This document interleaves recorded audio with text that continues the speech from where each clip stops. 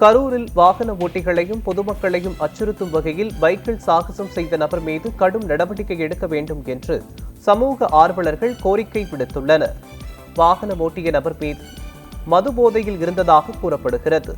இந்த காட்சியை படம் பிடித்த இளைஞர்கள் சமூக வலைதளங்களில் பகிரவிட்டுள்ளனர். அந்த காட்சிகள் தற்போது வைரலாகி வருகிறது.